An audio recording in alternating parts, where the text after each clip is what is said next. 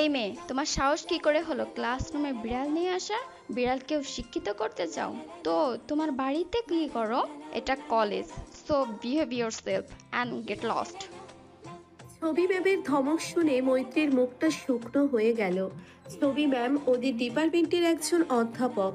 Math ডিপার্টমেন্টে মোট 6 জন শিক্ষিকা।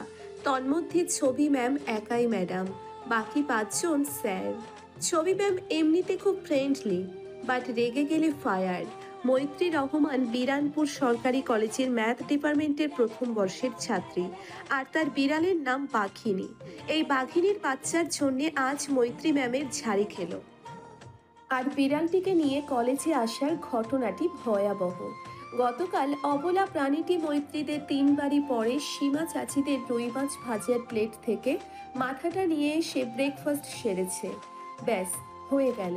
সীমা চাচি বিড়াল দেখে ছিঁড়ে ফেলেছে। তাই ফলস্বরূপ মৈত্রীর মা খাদিজা বেগমের কাছে অবজেকশন নিয়ে আসে। খাদিজা বেগম অবজেকশন শুনে কোনো প্রকার রায় দিলেন না। মুখ গোমরা করে চুপ রইলেন, কারণ এটা তার কাছে নৈমিত্তিক ব্যাপার। প্রায় আসে এসব অভিযোগ। তিনি হতাশ এসব শুনে। তিনি মৈত্রীকে কিছু বলেননি। রাতে ছেলে খুশবু আসলে চুপি সারে তাকে বলেন, শুন, বড় শয়তান কাল কলেজ গেলি, তেনার চেলার ছাড়ার মধ্যে ভাইরা দূরের কোনো গ্রামে ফালাই দিয়ে আসবি। আর জানি আসবার না পারে, আইলে তোরে শাপলা পাগলির লগে বিয়া দিয়া দেবো, মনে রাখিস।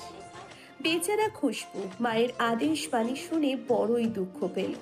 একদিকে মায়ের হুমকি মিশ্রিত আদেশ বাণী, অপরদিকে হালকা মির্জাফর মিশ্রিত আদরের বোন। বোনের যে বিড়ালটা খুবই পছন্দ, না তারও উপরে। শুধু যে বোনের পছন্দ তা নয়, তারও বুকটা ফাটে অবলা প্রাণীর উপর, বাট মুখ ফোটে না। তাই তো সে বোনকে ষড়যন্ত্রের মূল মন্ত্রটা কান পাচার করে দেয়। ও উপঢৌকন স্বরূপ গত সপ্তাহের গবছা যাওয়া 75 টাকা উসুল করলো। মৈত্রী ভাইয়ের বুদ্ধিতে অবলা প্রাণীটিকে ঘোর ষড়যন্ত্র থেকে রেহাই দেওয়ার জন্যে কলেজে নিয়ে আসে। কিন্তু বিধিবাম, এখানেও একটা ছোটখাটো কেস খেয়ে গেল। রোজা থেকে ম্যামের বকা খেয়ে সে বের হয়ে আসলো। পিছু পিছু বিড়ালটাও বের হয়। ওরা বড় আম গাছের নিচে বসলো। মৈত্রী বাঘিনীকে কোলে নিয়ে বকতে শুরু করলো। এখানে বেচারিরই বা কি দোষ? সে তো 55 মিনিটের ক্লাসে সে 35 মিনিট ভদ্রভাবে তার কোলে বসেছিল। ম্যাম ও লিনিয়ার অ্যালজেব্রার চ্যাপ্টার 5-এর ইকুয়েশন করছিলেন, কিন্তু হঠাৎ হাত ফসকে মার্কার পেনটা নিচে পড়ে যায়। আর পরোপকারী পাখিনী মৈত্রীর কোল থেকে ঝট করে নেমে এক দৌড়ে গিয়ে ফট করে পেনটা মুখে পুরে নিয়ে ম্যামকে দেয়। কিন্তু হায়, ম্যাম তা বুঝলেন না। একা ক্যাম্পাসে বসতে ভালো না লাগায় সে বের হয়ে আদর্শ সরকারি উচ্চ বিদ্যালয়ের উদ্দেশ্যে হেঁটে রওনা দিল। কলেজ থেকে 8 মিনিটের পথ। হেঁটে গিয়ে 5 টাকা খরচ করার মানেই হয় না। তাদের গ্রামে 2টা স্কুল, একটা সরকারি অপরটি বেসরকারি, আর একটি মাত্র কলেজ। সরকারি স্কুল ও কলেজটি অবশ্য তাদের 2 গ্রাম পড়ে, তবে একই থানায়। গ্রামের রাস্তা দিয়ে হেঁটে যাচ্ছে সে। কাঁচা নয় সে রাস্তা, পাকাই বটে, শুধু রাস্তার সাইডে কিছু কিছু জায়গায় ভাঙা। দুই পাশে মেহগনি গাছের পরে সারি সারি ধান ক্ষেত। ধানগুলো বেশি বড় হয়নি, হালকা বাতাসে ধানগুলো দুলছে। সূর্যি মামাও ঝলমলিয়ে উঠছে। ফাল্গুন মাস চলছে দেশমাতৃকায়। রাস্তার ধারের মেহগনি গাছগুলোর পাতা ঝরে রাস্তা ঢেকে ফেলেছে। গাছে ঝুলছে অল্প কিছু পাতা। কদিন পরে সেগুলো ঝরে নতুন পল্লব দেখা দেবে। আদর্শ স্কুলে গার্লস বিল্ডিংয়ে 201 নম্বর রুমে অষ্টম শ্রেণীর ইংলিশ ক্লাস চলছে। সবাই চুপচাপ ক্লাস করছে। টিচার খুবই গম্ভীর কিনা।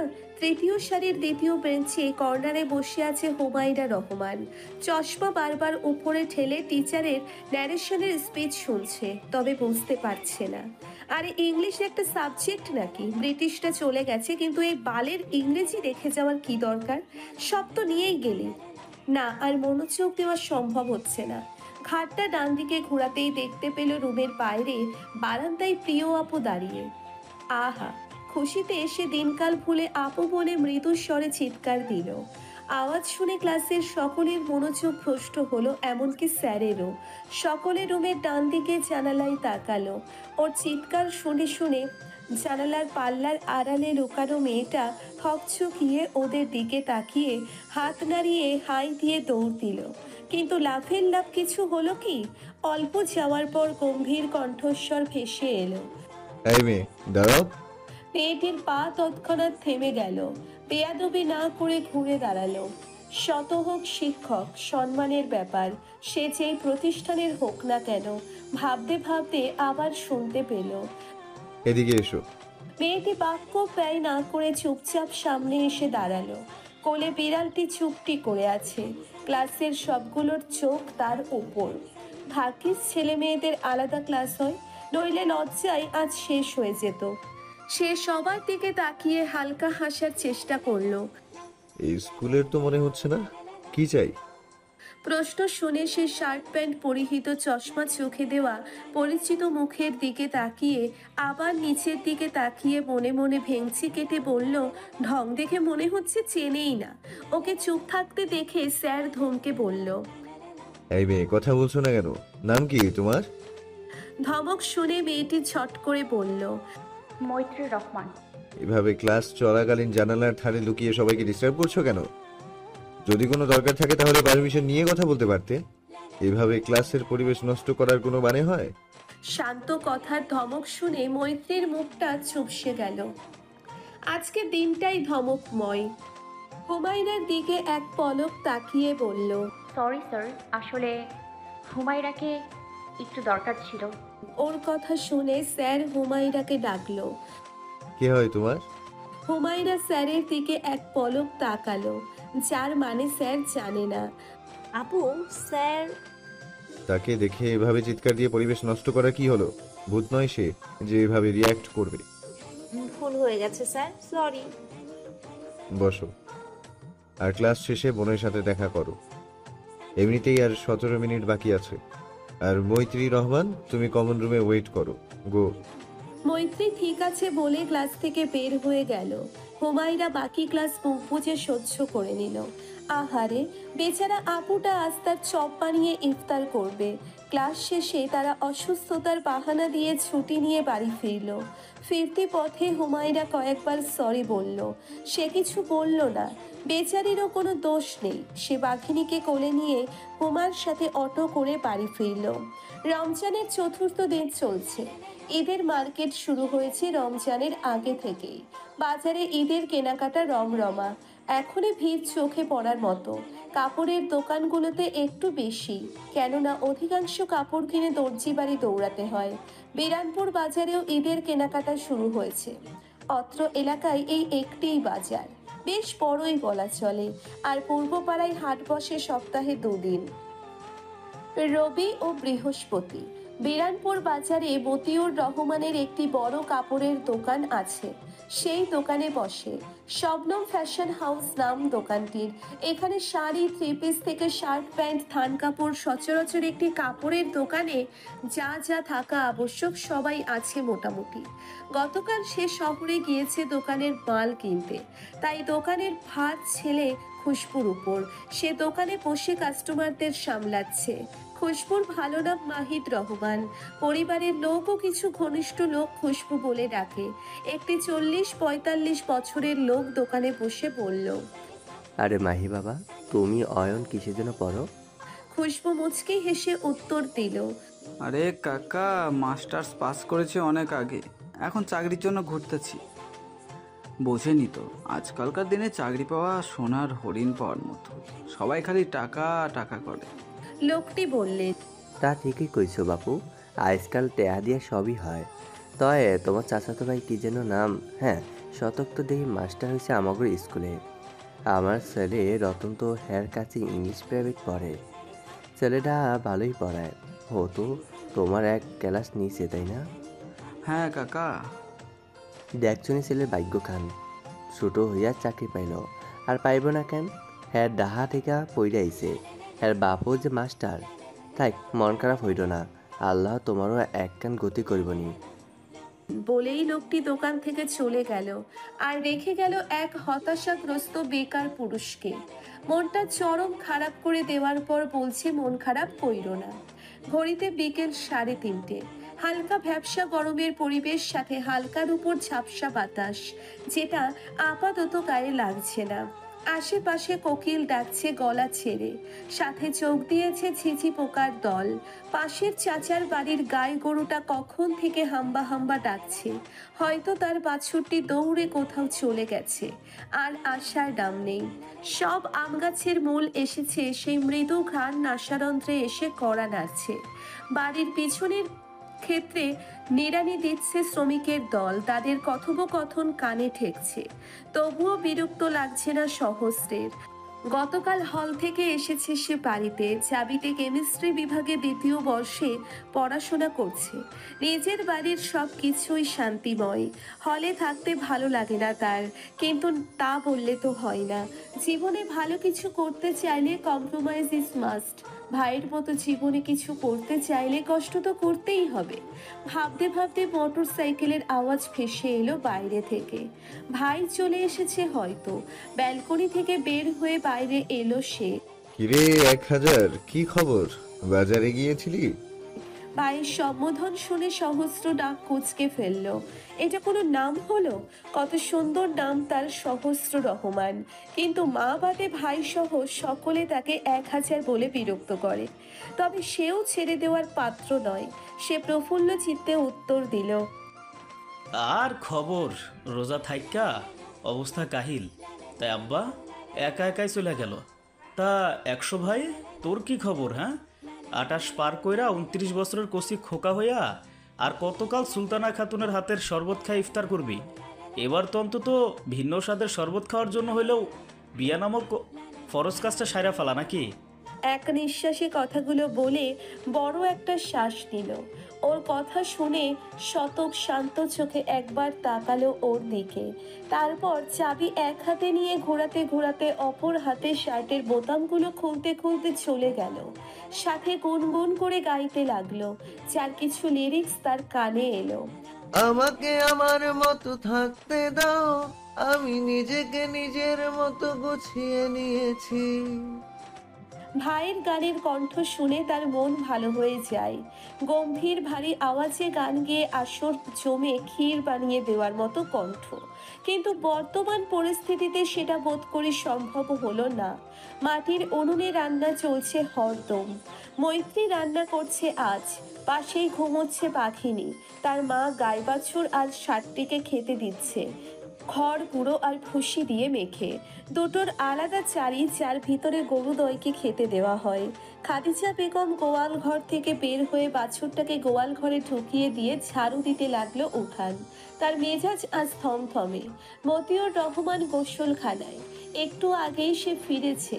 মৈত্রীর রান্না প্রায় শেষের দিকে, শুধু শাকটা ভেজে নামাবে, তারপর গরুর জন্য ভুসি খুদ মিশ্রণে চাল দেবে। এরই মধ্যে টিনের গেট খুলে সহস্র আসলো। এসেই বলল, রান্না করছিস বউয়ের বোন? মৈত্রী হেসেলে পাতা ঠেলে দিয়ে কড়াইয়ে পেঁয়াজ মরিচ কুচি দিয়ে সহস্রের দিকে না তাকিয়েই উত্তর দিল, না 1000 ভাই, একলা লুডো খেলছি, দেখছো না? ওর তেরা কথা শুনে সহস্র কিছু বলতে যাবে তার আগেই শুনল, তোমার বউ কেন 1000 ভাই? মিষ্টি কণ্ঠ শুনে মৈত্রী সহস্র ঘুরে দেখলো ফ্রক পরে 3 বছর 5 মাসের মিষ্টি বাচ্চা আরজু দুহাত কোমরে রেখে হালকা ঝুঁকে বারান্দার সিঁড়িতে দাঁড়িয়ে ফোঁস করছে। ওকে দেখে সহস্র মিষ্টি একটা হাসি দিয়ে বলল, আলে আমার সোনা বউটারে, কি মিষ্টি হয়েছিস তুই, দেখলে আদর করতে মন চায়। কেন মন হয় বলতো? আহা আমার কলিজার টুকরা বউ, তোরে দেহা আমার পরানটা জুড়াই গেল। কথা বলতে বলতে সে মিষ্টি আরজুকে কোলে নিয়ে আদর করা শুরু করলো। এই আরজুটা পুরাই কিউটের ডিব্বা, একদম রসগোল্লা, কাজিনদের মধ্যে সবচেয়ে ছোট ও আদরের। এদিকে আরজু রেগে বোম, সে এই পচা ছেলের বউটোর নয়, তাই হাত পা ছোড়াছুড়ি করতে লাগলো। না না না, তুমি আমার বউ নও। আমি তোর জামাই আর তুই আমার সোনা বউ। আমি তোমার বউ নই, তুমি পচা ছেলে, ছাড়ো আমায়, কামড়ে দিব কিন্তু। মৈত্রী পাশ থেকে বলল, ছাইটা দাও 1000 ভাই, ওকে এখন কাঁদলে আর চুপ করতো না ও। সহস্র ওকে ধমকে বলল। চুপ কর শালি। মৈত্রী রেগে গেল, দেখলো ওর বাবা লুঙ্গি পরে গামছা দিয়ে মাথা মুছতে মুছতে এদিকেই আসছে। তাই সে চটপট বাবার কাছে নালিশ দিল। আব্বা দেখো, হাজার ভাই আমায় কি বললো। কি কইছি তোরে? বউয়ের বোনরে শালি কমুনা তো মানে নানি কমু নাকি? আব্বা দেখো। মৈত্রীকে থামিয়ে আরজুকে কোলে নিয়ে কপালে চুমু খেয়ে মতিউর রহমান বললেন, একটু পরে আজান দেব আম্মা, আপনার কাম শেষ করেন। আর ছোট বাজান, আপনি কখন আইলেন বাড়িতে? বরব্বা কাল আইছি, তুমি যাওয়ার পরেই। ভালো আছো? আলহামদুলিল্লাহ ভালো। আপনি ভালো আছেন নি? লেহাপড়া কেবা চলতেছে? এই তো ভালো। এরই মধ্যে শতক এলো এক পলক মৈত্রীর দিকে তাকিয়ে দেখলো সে শাক ভাজা বাটিতে নামিয়ে রাখছে। উনুনের তাপে গরমে কপাল ও নাকের নিচে ঠোঁটের মধ্যবর্তী জায়গায় বিন্দু বিন্দু ঘাম দেখা যাচ্ছে। একদম পাকা গিন্নির মতো লাগছে। সে যে এসেছে এদিকে গিন্নির ধ্যান নেই, সে তো গৃহকর্ম করতে ব্যস্ত। শতক এসে বারান্দার দুপাশে বেঞ্চের মতো বানানো জায়গাটায় বসলো। ছোট্ট আরজু বাবার কোল থেকে নেমে শতকের কোলে বসে তার গালে চুমু খেয়ে সহস্রকে একটা ভিংচি দিল। সহস্র চোখ পাকিয়ে তাকালো। ছোট্ট আরজু থোড়াই কেয়ার করলো। সে শতকের গলা জড়িয়ে বলল, আমার জন্য আইসক্রিম এনেছো শতক ভাইয়া? পাশ দিয়ে মৈত্রী শাকের পাটি নিয়ে যাওয়ার সময় আরজুকে ধমকে বলল, কতবার কইছি শতক ভাইকে শুধু ভাইয়া কবি? সহস্র নাটকীয় ভঙ্গিতে বলল, বউ ভাসুর হয় তোর, নাম ধরে কইতে নাই। এখন থাইকা ভাইয়া কইবি, ঠিক আছে? ভাইয়া কইয়া ডাকবি। শতক দুজনকে বলল, তোদেরকে না কতবার বলেছি শুদ্ধ ভাষায় কথা বলতে, তোরা শুনিস? আর ছোট্ট আরু সোনা আমায় যা বলে ডাকুক, সমস্যাটা কোথায়? আর মৈত্রী খবরদার, আরু সোনাকে ধমকাবি না। আরু, তোমার জন্য 2টা আইসক্রিম এনেছি, চলবে না? খুব চলবে, একটা আমি খাবো আর একটা তুমি খাবে, ওকে? বলেই টুপ করে গালে চুমু খেলো। মৈত্রী রান্নার কাজ সেরে হাত মুখ ধুয়ে দেখলো ওরা তিনজন কিছু নিয়ে কথা বলছে আর হাসছে। শতকের পরনে লুঙ্গি আর টি শার্ট, এখন চশমা নেই চোখে, শ্যামলা বরণ তার। আর সহস্রের পরনে ট্রাউজার আর গেঞ্জি। ভাইয়ের মতো শ্যামলা নয় সে, উজ্জ্বল ফর্সা। মৈত্রীর বাবা তো অনেক আগেই রুমে চলে গেছে। সে গামছা দিয়ে মুখ মুছতে মুছতে ওদের কাছে গিয়ে জিজ্ঞেস করলো,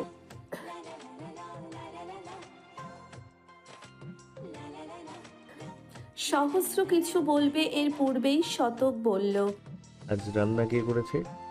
কেন আমি? কি কি রেঁধেছিস?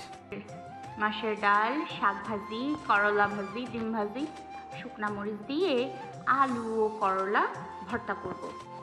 গুড, আমি রাতে এখানে খাবো। আর ইফতার মসজিদে গিয়ে করব। তুই কি করবি 1000? মৈত্রী রান্নার হাত ভালো, ও রান্না করলে শতক প্রায় এখানেই খায়। সহস্র মানা করে দিল সে মায়ের হাতে রান্না করা হাঁসের মাংস খাবে, তার ফেভারিট। মৈত্রী চলে গেলে শতক খাদিজা বেগমকে জিজ্ঞেস করলো, বড়ম্মা, তোমার মন খারাপ কেন আজ? খাদিজা বেগম মুখ গোমরা করেই উত্তর দিল, হতচ্ছাড়া বিলাই নিয়ে আর পারি না। কাল আবার সীমাগড় বাদ গিয়া মাছের মাথা দিয়া আইসা খাইছে। সবুর ঘরের শুটকির টোপলা আইনা মিঠুর ঘরে রাখছে। দুপুরে আইসা সবুরের বউ নিয়ে গেল। মিঠুর নামে কেউ কোনোদিন একখান কথা কইবার পারল না। অন বদমাইশ বিলাইয়ের জন্য বেলা বেলা সালিশ আসে। আর বড়ম্মা, আর মন খারাপ করো না, আমি বিড়ালটা তাড়ানোর ব্যবস্থা করছি। এখন মসজিদে যাই। কথা শেষ করে দুই ভাই মসজিদের উদ্দেশ্যে রওনা দিল। রাতে মেঝেতে পাটি বিছিয়ে খেতে বসেছে সবাই। শতক আর খুশবু একসাথে বসে খাচ্ছে। পাশেই মৈত্রীর মা বাবা বসেছে। মৈত্রী পাতে খাবার দিচ্ছে, সাথে আদরের বোনকে খাওয়াচ্ছে। কিন্তু আজও খাচ্ছে কম, ছড়াচ্ছে বেশি। পাশ থেকে ওর মা ওকে বলল, ও আর খাইব না মিঠু, তুই কয়টা খায়ালো? মৈত্রী মায়ের দিকে তাকালো। আজ সারাদিনে প্রথম কথাটি বলল ওর সাথে। চোখটা হালকা ছলছল করে উঠল। মা কথা না বললে দম বন্ধ লাগে তার। বকুক মারুক তবুও যেন নির্লিপ্ত না থাকে মা। মা বাবাকে খুব ভালোবাসে কিনা। শতক মৈত্রীকে দেখলো, যার চোখে অল্প অশ্রুর বিচরণ অল্প ক্ষণের জন্য। সে মনে মনে হাসলো। মা পাগল গিন্নি তার। মৈত্রী মাকে বলল, সারাদিন কিচ্ছু খাইনি, আরও এখন এই জাল্লা খাইলে হইব? আমি পরে খামুনি, তোমরা শেষ করো। আর শকত ভাই, খাচ্ছ না কেন? মাছের ডিম ভাজা নাও। খাচ্ছি। তুই তো তখন মাছের ডিমের কথা বললি না, কখন করলি? ইফতার পরে করছি, তুমি খাও। বলেই খুশবু আর শতককে মাছ আর ডাল দিল। শতক অল্প খেলো আর অল্প রেখে দিল। খুশবুর পাতে ভাত কম থাকায় তাকে ভাতও দিল। গ্লাসে পানি ঢেলে দিল। তার বাবা আর ভাই ভাত খাওয়ার সময় পানি একটু বেশি খায়। ছোট্ট আরও খাবার অল্প মুখে নিচ্ছে আর চকলেট গুনছে। তার শতক ভাই আর খুশবু ভাই এনেছে তার জন্য। ইফতার পরে সে ক্যালকুলাস বই হাতে নিয়ে বসেছিল কিছু ইন্টিগ্রেশন করবে বলে। তখনই তার বাবা ডেকে বলে, ফ্রিজে না রুই মাছের ডিম আছে, ভেজে নিয়ে আসেন, মেজো আব্বা খাবে তার পছন্দের। শুধু ডাল ভাত কেমন দেখা যায়। মৈত্রী ছটপট করে ফেললো, তারও পছন্দের খাবার। মৈত্রী কোনো মাছ খাবে না ছোট থেকেই, তবে মাছের ডিমগুলো আর শুটকি মাছ পছন্দের তালিকায়। তার জন্যেই বোধহয় বাঘিনী শুটকি চুরি করে আনে। হাই খোদা, কি মালিক ভক্ত। মতিউর রহমান মেয়েদেরকে দেখছেন। একজন শান্ত ভদ্র দায়িত্বশীল, সবার সব দিকে খেয়াল তার, তাদের সকল কথা মেনে চলে, এক আদর্শ কন্যা। আর একজন অনাকাঙ্ক্ষিতভাবে অসময়ে আজ তাদের জীবনে জড়িয়ে সুখকে পরিপূর্ণ করেছে। আলহামদুলিল্লাহ। খুশবু চুপচাপ খেয়ে চলছে। আজ তার মনটা ভালো নেই, রাতে খুব পড়তে হবে। বাঘিনী খেয়ে একটু দূরেই বসে তাদের পর্যবেক্ষণ করছে। সকালবেলা পাখির কিচির মিচির আর ঝিঝি পোকার ডাক কানে বাজছে। নিত্যদিনের মতো আজকেও রবি মহাশয় ঝলমলিয়ে উঠেছে। রোদের তীব্রতা এখন মৃদু হলেও একটু পর যে ঠাটা পড়া রোদে পরিণত হওয়ার অবকাশ আছে।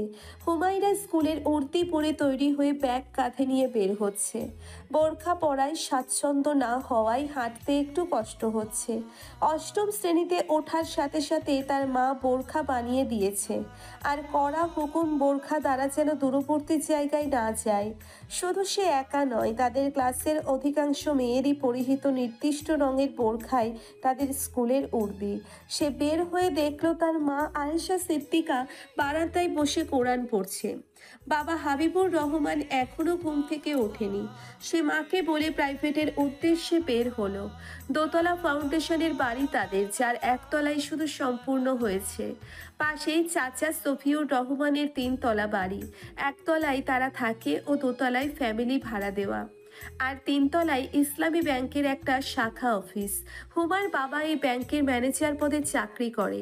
আর তাদের বাড়ির সামনে অল্প একটু দূরে বড় চাচা মতিউর রহমানের বাড়ি। একটা একতলা ছাদ করা বাড়ি, যার 3টে রুম, যার এক পাশে লম্বাভাবে রঙিন টিনের ফুলওয়ালা সেট ঘর, অপর পাশে লম্বা পাশে গোসলখানা, টয়লেট, গোয়ালঘর ও রান্নাঘর আছে। হুমায়রা মৈত্রীদের টিনের গেটের সামনে গিয়ে মিঠু আপু বলে ডাক দিল। তখনই মৈত্রী বোরখা পরে ব্যাগ কাঁধে নিয়ে বের হলো। গলায় ঝুলছে কলেজের আইডি কার্ড। ওরা দুজন বের হলো। শতক স্কুলের 9ম শ্রেণীর একটি ব্যাচ পড়াতে যাচ্ছিল। ওদের দেখে ডাক দিল। ঝটপট দুজন উঠে পড়, ফাস্ট, পৌঁছে দিচ্ছি। ওরা দুজন খুশি হয়ে উঠে বসলো। মোটর সাইকেলে আগে মৈত্রী, ওকে ধরে পিছনে হুমায়রা। মৈত্রী শতকের কাঁধে হাত রাখলো। শতক হাত দিয়ে মৈত্রীর হাতটা নিচের পেটে রাখলো আর চোখে হাসলো। তার হার্ট একটু বেশি বিট করছে বোধহয়। শক্ত করে ধরে বসিস দুজনে, বলেই বাইক স্টার্ট করলো। গ্রামের পাকা রাস্তা দিয়ে গাড়ি চলছে। সকালবেলা হওয়ায় যানবাহন নেই বললেই চলে। কত গৃহিণী ও বাচ্চা মেয়েরা ঝাড়ু দিয়ে গাছের পাতা ঝাড় দিয়ে জোট করে বস্তায় ভরছে। শুকিয়ে রান্নার কাজে লাগবে। বাইকটি সা সা করে চলছে। হুমা আবদার করলো, ভাইয়া একটা গান বলো না। এখন গান গাওয়ার সময়? অকালে মরতে চাস? মিঠু আপু, তুমি বলো না গান। মৈত্রী ভেঙচি কেটে বলল, আমি যাকে তাকে আমার গান শোনাই না। তুই অফ দা বোন, মাথা ব্যথা করছে। যে আমার কাকের গলা সে আবার গাইবে গান। থাইকা ম্যাম চুপ করেন, নয়তো আশেপাশের কোকিলেরা হিংসায় জ্বলে পুড়ে রাখ হয়ে যাবে। বলে বাইক চালানোয় মনোযোগ দিল। মৈত্রী মুখটা গোমরা করে রাখলো। সে না হয় মজা করে বলেছে, তাই বলে এভাবে অপমান করবে? সে গাল ফুলে বসে রইল। শতক কিছুটা উদ্বিগ্ন হয়ে জিজ্ঞেস করলো, মাথা ব্যথা কিভাবে হলো? সেহরি খেয়ে নামাজ পড়ে একটু পড়তে বসছিলাম, ঘুমাইনি তাই মাথা ব্যথা করছে একটু। ক্লাস করার দরকার নেই, প্রাইভেট শেষেই বাড়ি চলে আসিস। না, ইম্পর্টেন্ট ক্লাস আছে, মিস দেওয়া যাইব না। টুকটাক কথাবার্তার মধ্যে ওরা মৈত্রীর গন্তব্যে পৌঁছে গেল। মৈত্রী নেমে পড়ল। শতক মানিব্যাগ থেকে 100 টাকার নোট বের করে ওর দিকে বাড়িয়ে বলল, ধর, বেশি খারাপ লাগলে আমায় ফোন করবি। যাওয়ার সময় অটোতে যাবি, খালি অটোতে কখনো উঠবি না।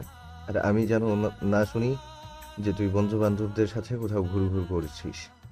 কলেজ টু বাড়ি, বুঝতে পারছিস? হুমা মিটিমিটি হাসছে। মৈত্রী মাথা নাড়ল। আচ্ছা, আমার কাছে আছে, টাকা লাগবে না। আমি নিতে বলেছি। ধমক শুনে এসে টাকাটা রাখলো। তারপর আসছি বলে চলে যাচ্ছিল। শোন, সাবধানে থাকিস। শতক মৈত্রীর মাথায় হাত বুলিয়ে আদুরে কণ্ঠে বলল। মৈত্রী মাথা নেড়ে চলে গেল। শতক বাইক স্টার্ট দিয়ে হুমায়রাকে নিয়ে স্কুলে আসলো। ওকেও 50 টাকা দিয়ে সাবধানী বাণী শুনিয়ে পড়াতে চলে গেল।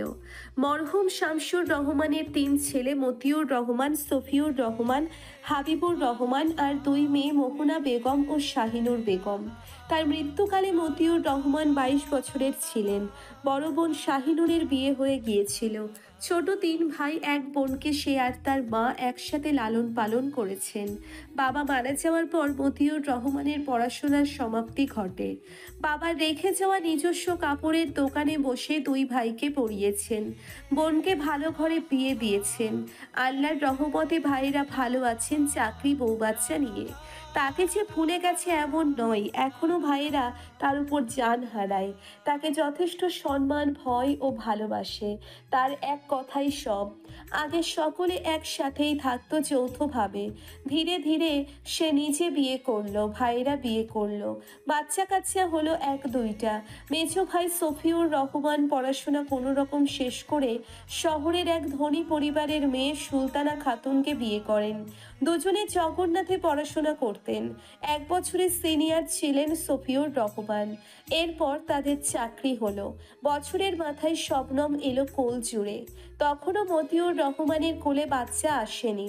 ছোট ভাই হাবিবুর রহমানকে বিয়ে করালো আয়েশার সাথে। ভালোই চলছিল। যখন খাদিজা বেগম সন্তান সম্ভবা হলেন, তখন একটু ঝামেলা হলো। আয়েশা নতুন বউ ছিল। খাদিজা বেগম প্রেগনেন্ট হওয়ার তরুণ ও সুস্থ থাকতো প্রায়ই, যার ফলে সংসারের কাজ নিয়ে একটু ঝামেলা হতো। সুলতানা খাতুন স্কুলের শিক্ষিকা থাকায় স্কুল থেকে ফিরে বাড়ির কাজ করতো না তেমন। আয়েশা নতুন হওয়ায় সংসারের ধারণা কম ছিল। সব কাজ এসে পড়তো খাদিজা বেগমের উপর। তাই মা মুর্শিদা মানুষ সকলকে সংসার আলাদা করে দিলেন। আলাদা থেকেও ভাইদের মধ্যে ভালোবাসা কমেনি একটু। খোদার অশেষ দয়ায় আজ তারা সুখে সংসার করছে। মা মুর্শিদা বানু বড় ছেলের বাসায় থাকে, সব ছেলের ঘরেই থাকে। কুটিলপাড়া গ্রামের মেম্বার আশাদ তালুকদার ঝন্টু সাদা কালো মিশের লোক, মানে জনগণের উপকারও করে, আবার রাঘব বোয়ালদের থেকে টাকাও খায়। তবে সে পরিবারকে খুব ভালোবাসে। বউটা তার সহজ সরল বোকা টাইপের, নাম নীরা। যে পাম্পটটি যা বোঝাবে তাই সই, নিজের ব্রেন ইউজ করে না তেমন একটা। 3 ছেলে মেয়ে তার। বড় ছেলে নীরব তালুকদার উচ্চ মাধ্যমিক কোনো মতে পাশ করছিল। আদিকালে তারপর পড়াশোনা তাকে ছেড়ে দিয়েছে। রাস্তাঘাটে একটু একটু গুন্ডামি করে বেড়াতো। বাপে বাজারে জুয়েলারির দোকান দিয়ে থামিয়ে দিয়েছে। যদিও থামেনি পুরোপুরি, কিছু কিছু জায়গায় দাপট দেখিয়ে বেড়ায়। এতে অবশ্য মেম্বার সাহেবের সুবিধাই হয়, লোকে ভয় পায় তাকে। মেঝো মেয়ে ঝর্ণা এবার 3য় বর্ষে পড়ছে রাষ্ট্রবিজ্ঞানে। মেয়েটা চঞ্চল কিন্তু ভদ্র। আর ছোট ছেলে পুরোই বিচ্ছু, সবাইকে জ্বালিয়ে মারে। নাম তার শান্ত তালুকদার। দোতলা বাড়ি তাদের। বাড়িতে আরও 3 জন সদস্য আছে। শান্তর দাদি ঝামেলা বেগম, ভালো নাম চমেলা বেগম, বিধবা সে। আড়ালে আপটালে সকলে ঝামেলা বলেই ডাকে। বাড়ির কাছের মহিলা নুরি, ঝামেলা বেগমের সহচারী। আর ঝন্টুর অবিবাহিত ৪৫ বছরের ছোট ভাই মন্টু, ভালো নাম জুয়েল তালুকদার। ভাতিজার সাথে জুয়েলারিতে বসে, বিবাহ জীবনে না পদার্পণ করার পণ তার। নীরু, বাড়ি এত ঠান্ডা কেন? সবাই কই? নীরব ঝর্ণাকে কলেজে নিয়ে গেছে, ওরে নামাইয়া দিয়া দোকানে যাইব। আর মন্টু ভাই আর কিছু এখনো ঘুম থেকে উঠে নাই। আম্মা পাশের বাড়ি গুটি পড়তে গেছে। কেন, কিছু কইবেন? না, এমনি। ভাই হন্ডা থামা, এখানেই নামবো। কেন, ভেতরই নামাইয়া দেই, আগাইব নেই। আচ্ছা, কলেজের ভিতরে আসতে বাইক চালাবি কিন্তু, বাচ্চারা আছে। এখানে কি বাচ্চারা পড়ে নাই? সব এক একটা ডেবলি। ঝর্ণা ভাই বলে ওর পিঠে আস্তে চড় দিল। নীরব হাসতে লাগলো। কলেজের ভিতরে মাঝখানে চাপা রাস্তা আছে। রাস্তার একপাশে বিরাট মাঠ আর বিজ্ঞানের ভবনগুলো, অপর পাশে একটা পুকুর, মসজিদ, শহীদ মিনার ও আর্টসের ভবন ও খালি জায়গায় বিভিন্ন গাছপালা। বসার জন্য ব্যবস্থা করা হয়েছে অনেকখানি। ইন্টারমিডিয়েট ভবনগুলো মেইন গেটের সাথেই দুপাশ দিয়ে। নীরব বাইক থামালো, তখনই দুজন শুনতে পেল, আরে ঝর্ণাপু, কেমন আছো? আজকাল তো তোমায় পাওয়াই যায় না। ঝর্ণা ও নীরব দুজনেই মৈত্রীর দিকে তাকালো। হালকা পাতলা গড়নের 5 ফুট 2 ইঞ্চির মেয়ে, গায়ের রং উজ্জ্বল ফর্সা, মিষ্টি দেখতে। নীরব কিছু বলল না, চুপ করে রইল। ঝর্ণা এগিয়ে গিয়ে ওকে হালকা জড়িয়ে ধরে ধীমে ধীমে বলল, ভালো আছি। ননদিনী, তুমি কেমন আছো? বাড়ির সবাই কেমন আছে? আমি ভালো আছি। আর সবার কথা জানতে যাচ্ছ নাকি ভাইয়ার সাথে? হ্যাঁ, শেষের কথাটি ভ্রু নাচিয়ে বলল মৈত্রী। ঝর্ণা কিছু বলল না, মুচকি হাসলো শুধু। তার খুশবুকে ভালো লাগে বেশ। ভদ্র একটা ছেলে, দেখতে বেশ সুদর্শন, কথাবার্তা বলে নম্রভাবে মুচকি হেসে, কোনো তাড়াহুড়ো ছাড়া। যদিও এখনো তার সাথে কোনো কথা হয়নি, শুধু দেখেই এসেছে দূর থেকে, কথা বলার সাহস হয়নি। ভাইয়ের দোকানে যাওয়ার বাহানায় দোকানে গিয়ে কতবার দেখে আসে। বেশ কয়েকবার চোখাচোখি হয়েছে, তবে সেই বাহানায় মৈত্রীর সাথে খাতির জমায়, হাসি ঠাট্টায় বেশ কয়েকবার ননদিনী বলে ডাকায় আর ভাইয়ের সম্বন্ধে জিজ্ঞেস করায় মৈত্রী বুঝে ফেলেছে, তবে প্রমিস করিয়ে নিয়েছে ভাইকে না বলার। ঝর্ণা চুপ থাকায় মৈত্রী বাইকের পাশে দাঁড়ানো নীরবের দিকে তাকালো। ছেঁড়া জিন্স ও শার্ট পরেছে, শার্টের ওপরে দুটো খোলা, কালার করা চুল এলোমেলো হয়ে আছে, আছড়ায়নি, বারবার হাত দিয়ে পিছনে ঠেলে দিচ্ছে। মৈত্রীকে ওর দিকে তাকিয়ে থাকতে দেখে নীরব নার্ভাস হয়ে পড়ল খানিকটা।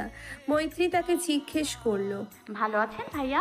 নীরব হে হে করে হেসে জবাব দিল, ভালো আছি, তুমি কেমন আছো? ভালো। বলেই সে ঝর্ণার সাথে আলাপ করা শুরু করলো। ঝর্ণা ভাইয়ের থেকে বিদায় নিয়ে কথা বলতে বলতে চলে গেল। নীরব তাকিয়েই রইল ওদিকে। মন খারাপ হলো, তার সাথে কথাই হলো না। দেখা হবে জানলে একটু পরিপাটি হয়ে আসতো। দেখ, দুপুরের দিকে সূর্যের তীব্র আলো এসে উঠানে পড়ছে। উঠান ভর্তি গাছের পাতা ঝরে আছে, সাথে আমের মুকুল ঝরে পড়ছে। বাতাস নেই একটুও। বাছুরটা ছোটাছুটি করছে পুরো উঠান জুড়ে। আম গাছে হয়তো কোকিল বসেছে, কুহু কুহু করছে জোরে। ঝিঝি পোকা ডেকে চলেছে বিরতিহীন। মৈত্রীর রুমের জানালার পাশে গোলাপ গাছ আছে, অনেকগুলো লাল হালকা গোলাপি রঙের ফুল ফোটে। সেসবের হালকা ঘ্রাণ আসছে, গরুর গোবরের গন্ধও আসছে। খুশবু চাকরির পড়া পড়ছে। কয়েক বছর ধরে বিসিএস এ ট্রাই করেছে, দুবার প্রিলিতে টিকে রিটেনে আটকে গেছে। এদের পর প্রাইমারি স্কুলের শিক্ষক নিয়োগ পরীক্ষা হবে, তারই প্রিপারেশন নিচ্ছে। আজ দোকানে যায়নি, বাবা আর কর্মচারী সামলাচ্ছে। সকাল থেকে টানা পড়ছে, মাঝে আরও এসেছিল কয়েকবার দুষ্টুমি করতে। মা ধমকে নিয়ে গেছে। এখন উঠোনের ছায়ায় বসে খুঁটি বাসন খেলছে। পাশে পাখিনি ঘুমোচ্ছেন। আরচুর কাছে একটা পুতুল, যা কাল এনে দিয়েছে বাবা শহর থেকে। মৈত্রীর ওড়না পেঁচিয়ে কাপড় পরে রান্না করছে আর পুতুলটিকে কয়া কয়া বলে খাওয়াচ্ছে। মাঝে মাঝে বিড়বিড় করে কিছু বলছে, কখনো পুতুলকে মারছে আবার কখনো আদর করছে। খুশবু বই ঘরে রেখে তার পাশে পাটিতে বসলো। ছোট আপু, আমার জন্য কি রান্না করছো? ছোট্ট আরু ভাইয়ের দিকে তাকিয়ে খিলখিলিয়ে হেসে উঠে মাথা নেড়ে তাকেও খেতে দিল। খুশবু কয়া কয়া বলে খেলো। বোনকে কোলে নিয়ে আদর করে চুমু খেলো কয়েকবার। তার বোন পুরোই আদরের বয়াম। সে বোনের দিকে তাকিয়ে থাকলো। তার আর আরুর বয়সের পার্থক্য 2 যুগেরও বেশি। তার 29 চলছে। বিয়ে করলে বোনের বয়সী বাচ্চা থাকতো। ছোট্ট আরু তাদের জীবনে এসেছেই পরে। বয়স্ককালে বাচ্চা আসা মায়ের কি লজ্জা। বাড়ির বাইরে বের হতো না। প্রতিবেশীরা টিটকিরি করত। তার মেজো আম্মা সরাসরি চুপ করে বাচ্চা অ্যাবর্শনের কথা বলেছিল। সে রুমের পাশের রুমেই ছিল, তা বোধহয় তিনি জানতেন না। খুশবু একথা শুনে লজ্জা রেখে বাবাকে বলেছিল, মেজো আম্মার কথা উল্লেখ না করে কিছু ছাড় দিয়ে বলেছিল। তারপর ছোট্ট আরু আজ তার কোলে। সকলের আদর সে একটু বেশিই পায়। সেই মেজো আম্মা আরু বলতে অজ্ঞান। ওকে চোখে হারায়। স্কুল শেষে তার জন্য চকোলেট আনতে ভুলবে না। ছোট্ট আরুর পড়াশোনার হাতে খড়ি মেজো আম্মার হাতে। আর কারো কাছে পড়বে না সে। ওর সব কাজিন মেজো আম্মাকে একটু ভয়ে ভয়ে দেখে। মাস্টারনি কিনা। এরই মধ্যে তার মা এলো। হাতে খুশবুর অ্যান্ড্রয়েড ফোন, বাবার কিনে দেওয়া প্রথম ফোন। গ্লাস কত জায়গায় ফেটে গেছে। বাবা নতুন কিনে দিতে চায়, সে নেয়নি। বোন তার নতুন স্মার্টফোনের সাথে এক্সচেঞ্জ করতে চেয়েছে, সে করেনি। আব্বা শতক ফোন করছে, নেও কথা কও। খুশবু ফোনটা কানে নিল। আরু ওর দিকে চোখ পিটপিট করে তাকিয়ে আছে, যার মানে সেও কথা বলবে 100 ভাইয়ের সাথে। খুশবু মাথা দিয়ে ইশারা করলো আচ্ছা। তারপর হ্যালো বলার সাথে সাথে ওপাশ থেকে ভেসে এলো। কোথায় তুই? তাড়াতাড়ি মৈত্রীদের কলেজে গিয়ে ওকে নিয়ে আয়, একটু পরেই ছুটি হবে। সকালে বললো ওর নাকি মাথা ব্যথা করছে। এখন অনেক রোদ ও গরম, আস্তে আস্তে না আবার চিৎপটাং হয়ে যায়। আরে বেটা থাম, একটু দম নি। ও অতটাও দুর্বল নয়। যাচ্ছি এক্ষুনি। আর শোন, আমার বোনকে নিয়ে তোকে এত চিন্তা করতে হবে না, বুঝেছিস? ওর ভাইয়েরা আছে। মা ফোন দিয়ে চলে গেছে। ছোট আরু ফোন কেড়ে নেওয়ার চেষ্টা করছে। তোরা ভাইয়ারা ভাইয়ের মতো চিন্তা করবি, আমি না হয় বরের মতো চিন্তা করলাম। শালা, তোর বোনের বিয়ে জীবনেও দিতাম না। আমার বোনের জন্য রাজকুমার ধরে আনবো। তুই আমার শালা, আমি না। আর শোন, এই সেনাপতি থাকতে কোনো রাজকুমারের ক্ষমতা নেই তোর বোনকে নিয়ে যাওয়ার। চুপ বেটা, গলাবাজি কম কর। নে আরু, কথা বলবো। দে। আরু ফোনটা কেড়ে নিয়ে কথা বলতে লাগলো। হ্যালো 100 ভাইয়া, হাজাল ভাই আমার পুতুল সোনাকে মিলেছে। কেন সোনা? হাজাল ভাইকে আপু বলে নাই, তাই। আচ্ছা, আমি এসে হাজারকে মেরে দেব, ঠিক আছে? না, তোমার মারতে হবে না, আমি মিলে দিয়েছি। তুমি আমার জন্য জেলি চকলেট আনিও, আচ্ছা? আচ্ছা, তুমি তোমার খুশবু ভাইকে তাড়াতাড়ি মিঠু আপুর কলেজে যেতে বলো। রাখছি। ফোন কেটে গেল। ছোট্ট আরু দৌড়ে গেল ভাইয়ের কক্ষে। গিয়ে দেখলো তার ভাই রেডি। সে আবদার চুড়ে দিল, সেও যাবে মিঠুপুর কলেজে। বিড়ালটিও মিউ মিউ করছে, হয়তো সেও যেতে চায় মালিকের কাছে। খুশবু না করাতে ফ্লোরে গড়াগড়ি খেয়ে কান্না শুরু করলো আরু। অগত্যা মাকে বলে আরুকে নিজেই রেডি করিয়ে বাইক নিয়ে বের হলো। আরু সামনে বসেছে, তার পরনে লাল ফ্রক, ধবধবে ফর্সা শরীরে লাল জামা ফুটে উঠেছে, ছোট্ট লালপরীর মতো লাগছে। রাস্তার আশেপাশে প্রায় সবাই এক পলক দেখছেই। খুশবু পরনে সাদা লুঙ্গির সাথে গায়ে লাল শার্ট পরে বেরিয়েছে। প্যান্ট পরার সময় নেই, দেখা যাবে শতক তলোয়ার নিয়ে তার গর্দান কাটতে আসবে। থাক, বাবা এমনিই ঠিক আছে। অল্প সময়ের ব্যবধানে তারা কলেজে প্রবেশ করলো। আরও তো সেই খুশি, মিঠুপুর কলেজে এসেছে। পুতুলটা আনলে ভালো হতো, ওটাও দেখতে পেত মিঠুপুর কলেজ। বাইক থামিয়ে বসেই মৈত্রীকে কল করলো। মৈত্রী মাত্রই ক্লাস শেষে বান্ধবীদের সাথে গল্প করতে করতে আসছিল। ফোন ভাইব্রেট হওয়ায় ব্যাগ থেকে বের করে রিসিভ করলো। শোনা গেল, কই তুই? মৈত্রীর কপালে ভাঁজ পড়ল, বলল, কেন, কলেজে সব ঠিক আছে? হুম, বটতলায় আই, ওয়েট করছি। তুমি কলেজে এসছো? ওহ আল্লাহ, আমি এক্ষুনি আসছি, দাঁড়াও। বলেই কল কেটে দিয়ে আর্টস ডিপার্টমেন্টে গিয়ে ঝর্ণাকে এক প্রকার ধরে আনলো। কেন আনলো বলল না। ঝর্ণা তাই বাধ্য হয়ে আসলো।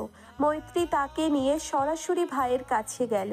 মৈত্রীকে আসতে দেখে খুশবু দৌড়িয়ে পড়ল। সে একা নয়, আরও মিঠুপো বলে আওয়াজ দিল।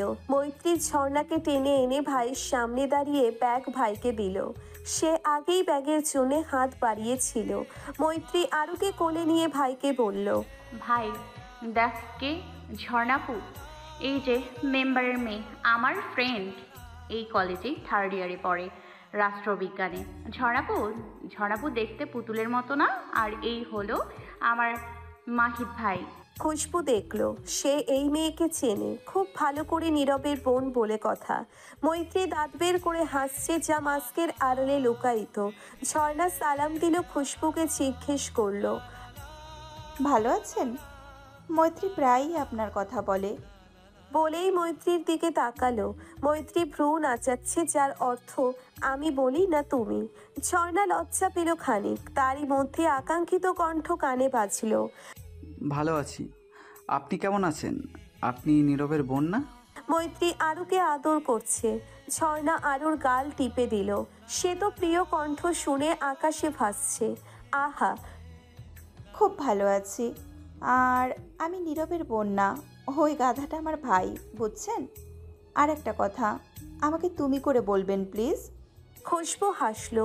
ঝর্ণা আরুকে কোলে নিয়ে টুকটাক কথা বলছে, আর চোখে প্রিয় মানুষকেই দেখছে। পুরো কলেজে এসে একাই লুঙ্গি পরিহিত মানব। তাকে শার্ট প্যান্টে তো প্রায়ই দেখে, আজ প্রথম লুঙ্গিতে দেখছে। এই খুশিতে সামিল করার জন্যে মৈত্রী কষে চুমু খেতে ইচ্ছে করছে। মৈত্রী না সই, আরুকেই খাওয়াই যায়। পুরাই কিউটের ডিব্বা এরা ভাই বোন। উফ, পরানটা চলে গেল রে। আরও খুশবু ভাইয়ের কলে যেতে চাইছে। এই আপুটা তাকে জোরে চুমু খেয়েছে, যা তার পছন্দ হয়নি। খুশবু ওকে কলে নিল। নেওয়ার সময় খুশবুর হাতের সাথে ঝর্ণার হাতে ছোঁয়া লাগলো। ঝর্ণার হাতে শির শিরিয়ে উঠল। ওরা আর কতক্ষণ কথা বলে চলে আসলো। ঝর্ণা সেই বেঞ্চেই বসে রইল। আজ একটা সুন্দরতম দিন কেটে গেল। আরুর সামনে, মৈত্রী পিছনে ধীর গতিতে বাইক চালাচ্ছে। মৈত্রী তার ভাইকে জিজ্ঞাসা করলো, ঝর্ণাপু কেমন? না মানে সুন্দর না? আমার না তাকে খুব ভালো লাগে। তার আগে এটা বল, তুই আরও বন্ধুত্ব কেমনে কি ভাই?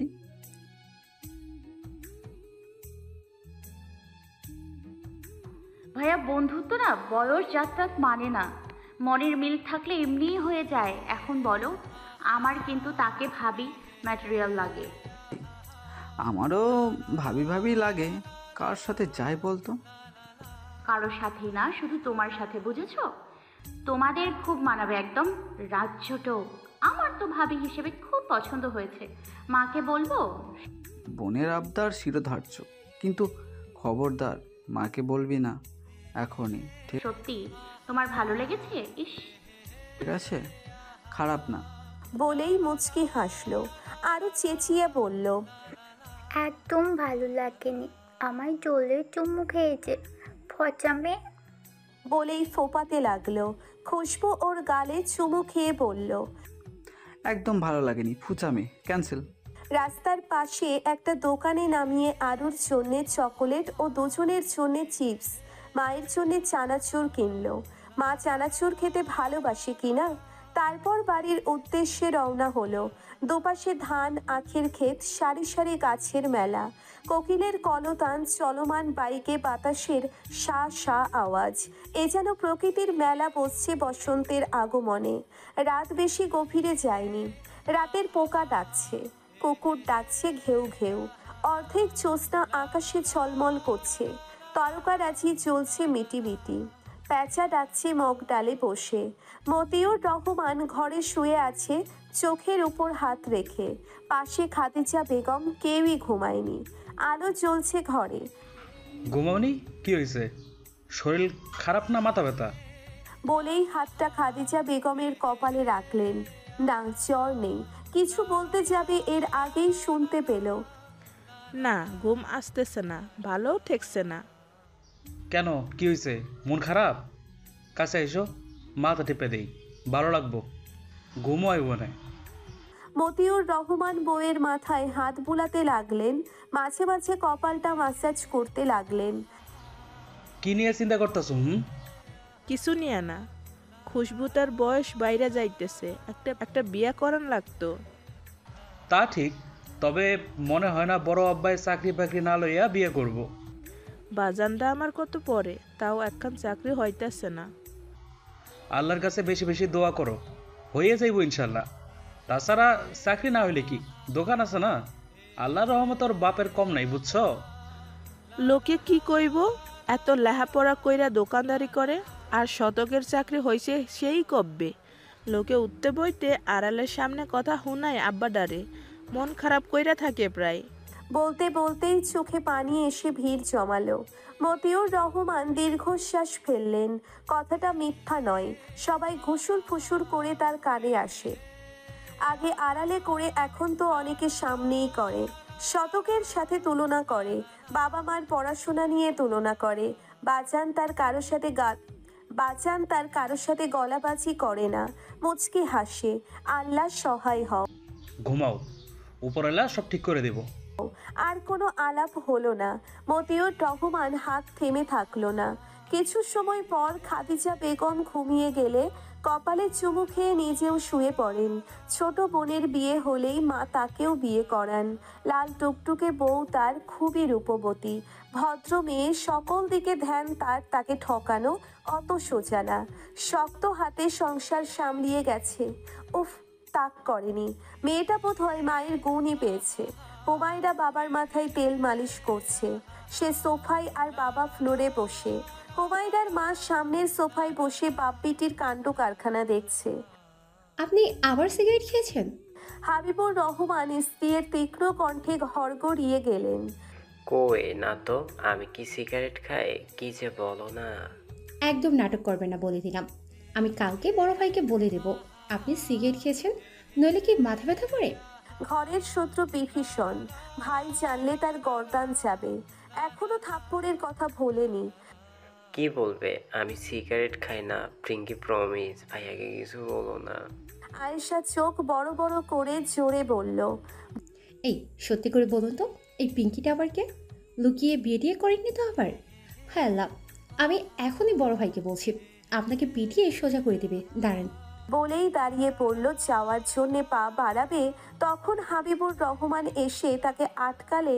এই হলো মহিলা মানুষ, ক বলতে কলকাতা বোঝে। হায় খোদা, রহম করো অবলা পুরুষদের প্রতি। ভাইয়ের কানে গেলে রক্ষে নেই। একবার বিড়ি খেয়েছিল, প্রথম ও শেষ। বউ দেখে ভাইকে বলে দিয়েছিল। ফলাফল স্বরূপ ডাবাং মার্কা থাপ্পড় পড়েছিল পেয়ারা গালে। সেই বাচ্চা কাচ্চা হওয়ার আগের ঘটনা। বউ তার ভোলেনি, প্রায় সন্দেহ করে। কোন আক্কেলে যে বিড়ি টানতে গিয়েছিল, সব শয়তানের লালা। হুমায়রা মিটিমিটি হাসছে। বাবা মা প্রায় মিষ্টি টাইপ ঝগড়া করে। সে আর তার ভাই বেশ উপভোগ করে। ইস, ভাইয়ের কথা মনে পড়ল। আরে আয়ু ভুলভাল বলছে কেন? ওইটা তো কথার কথা। তোমার ছেলে আয়াত তো বলে পিঙ্কি প্রমিস, কই তাকে তো কিছু বলো না। আমি বলেই দোষ? আচ্ছা, জীবনও বলবো না, এবার তো হাসো।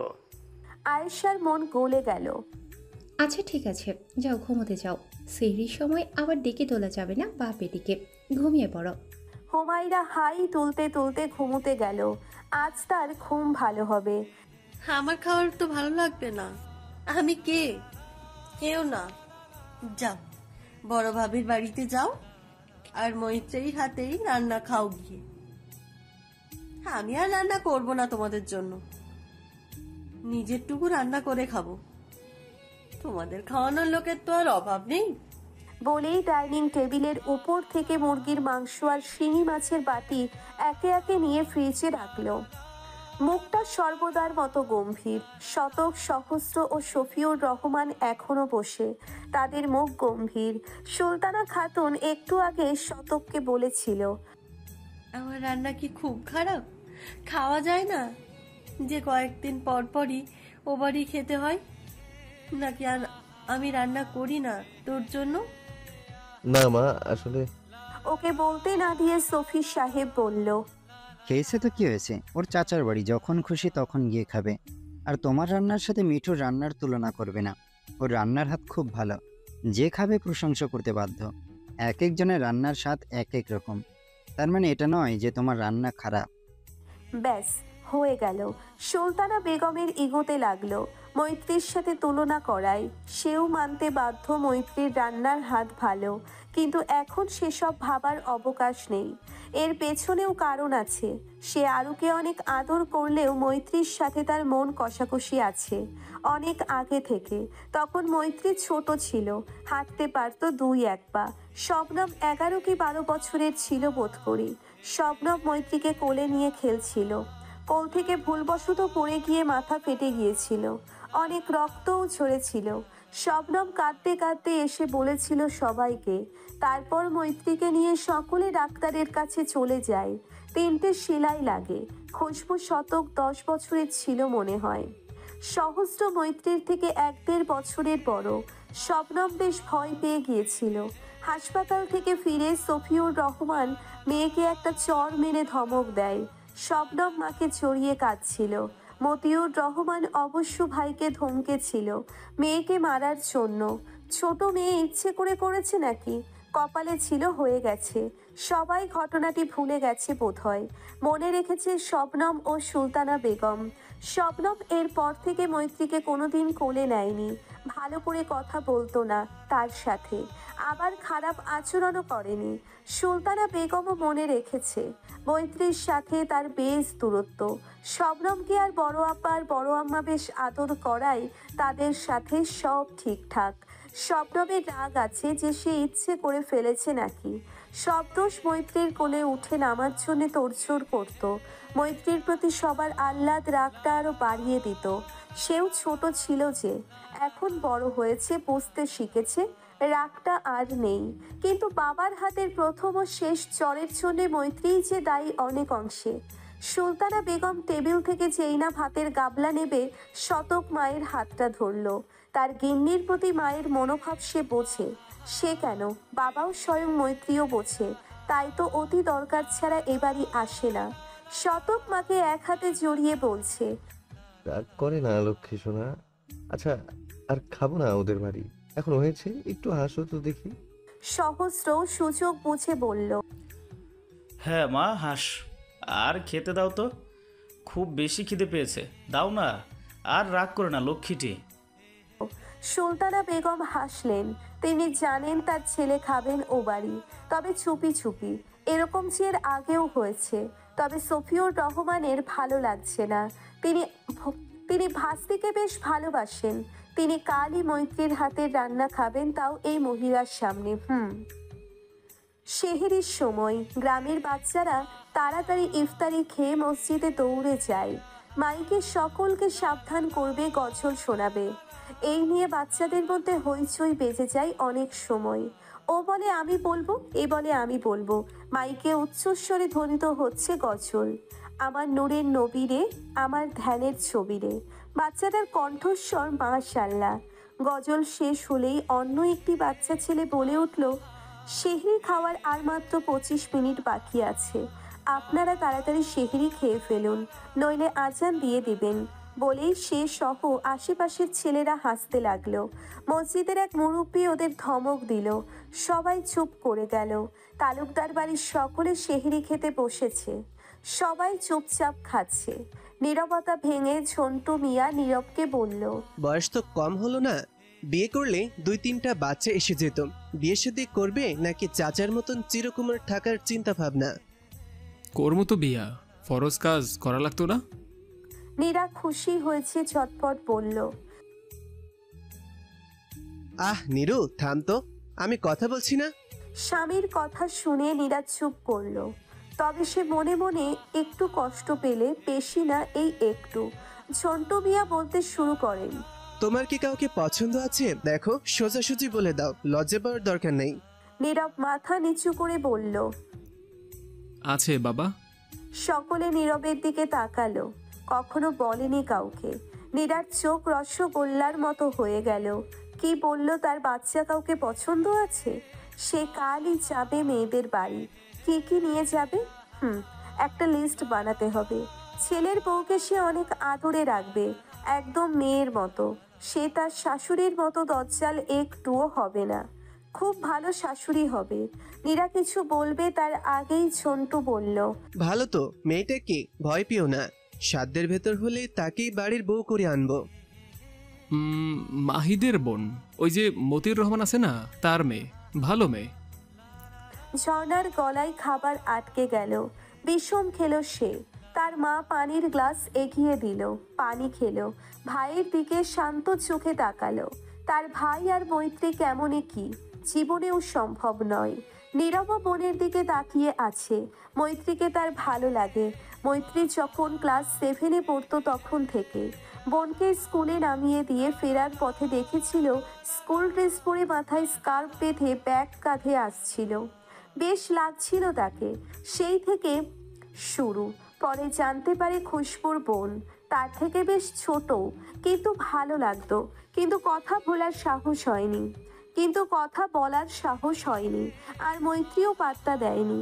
ঝন্টু মিয়া বললেন, ও ওই মেয়েটা বেশ ভদ্র, কিন্তু বয়সটা কম হয়ে যায়। তবে ব্যাপার না, পুরুষ মানুষের আবার বয়স লাগে নাকি? ঈদের পরে ঘটক পাঠাবো নে। আমার ছেলেকে মানা করবে কে? দেখতে সুন্দর, বাবার টাকা আছে, ছেলেরও কম নেই। মেয়েটা কি তোকে পছন্দ করে? না মানে কোনো প্রেমের সম্পর্ক? না, নেই, কখনো কথাই হয়নি তেমন।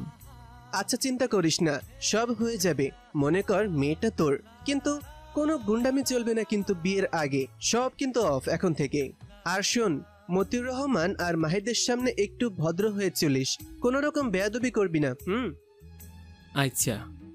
নীরব খুশি আর দেখে কে সবকিছু কত সহজভাবে হয়ে গেল। বাবাকে আগে বললে হয়তো আরো তাড়াতাড়ি হতো সবকিছু। থাক, যা হয় ভালোই হয়।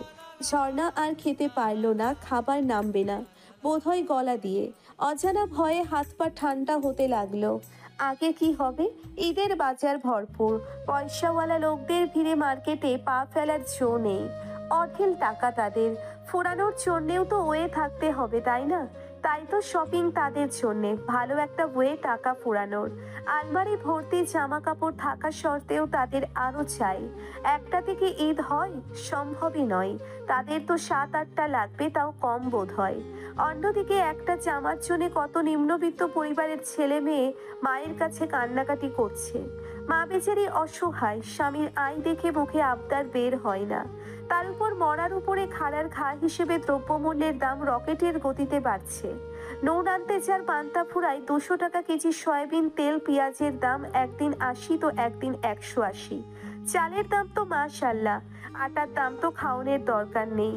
আর গরিব মানুষের তো মাংস খাওয়া হারাম করে রেখেছে। রমজান মাস তো ব্যবসায়ীদের মাস, কিছুই কেনা যায় না। চিনির জন্য শরবত বাদ, খেজুরের বদলা বাঙালি বড়ই খাও, চিনির বদলা স্যাকারিন, তবেই না উন্নত জাতি হবে। আর জামা কাপড়ের দাম তো থাক না বলি। গরিব মানুষ ভালো জামা কাপড় দিয়ে কি করবে? তাদের জন্য পুরানোই মানানসই। তবে মা বাবা হাজার কষ্ট করেও না খেয়ে হরদম খেটে হলেও বাচ্চার ঈদকে সুন্দর করতে একটা জামা কিনবে। নিজে না পড়ুক, তার বাচ্চাটা পড়ুক। মতিউর রহমান দোকানে কাপড় বিক্রি করছে, সাথে রয়েছে কর্মচারী। খুশবু বাড়িতে পড়ছে, রাতে আসবে। তখন ভিড়টা আরো বেশি থাকে কিনা সামাল দেওয়া কষ্টকর। একটা লোক আসলো, সাথে ছেলে। লোকটি ভালো পাঞ্জাবি দেখাতে বলল ছেলের জন্য। ছেলেটি চুপচাপ কিছুক্ষণ পর বলল, চাচা 2টা দেখান, একই ডিজাইনের কিন্তু। বাবা ছেলের দিকে তাকালো।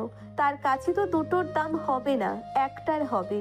আরো কিছু আছে টাকা, সেগুলো দিয়ে বউয়ের জন্য একটা কাপড় কিনতে হবে। গত ঈদেও দেওয়া হয়নি। মতিউর রহমান কিছু পাঞ্জাবি বের করলো। ছেলেটি দুটো পছন্দ করলো, একই ডিজাইন, শুধু রংটা আলাদা। ছেলেটি দাম জিজ্ঞেস করলো। মতিউর রহমান বাবা ছেলের দিকে তাকালেন। পাঞ্জাবির দাম বেশ, ওদের সাথে যায় না। মতিউর রহমান পাইকারি দাম থেকে 50 টাকা বেশি বললেন। পাইকারি দাম বললেই দিয়ে দিবেন ভাবলেন। লোকটাকে অসহায় লাগছে। পরনে ময়লা লুঙ্গি ও গেঞ্জি, তবে ছেলেটির গায়ে ভালো পোশাক। লোকটি দাঁড়িয়ে আছে বসেনি টুলে। ছেলেটি পকেট থেকে টাকা বের করে তার হাতে দিল। মতিউর রহমান গুনে দেখলেন 20 টাকা কম দিয়েছে। তিনি মুচকি হাসলেন। ছেলেটি বলল, 20 টাকা কম দিয়েছি, ঠকা হবে না। হলেও করার নেই, আমার কাছে আর নেই। আপনি বরং একটা কাপড় দেখান আমার মায়ের জন্য, এটার টাকা বাবা দেবে।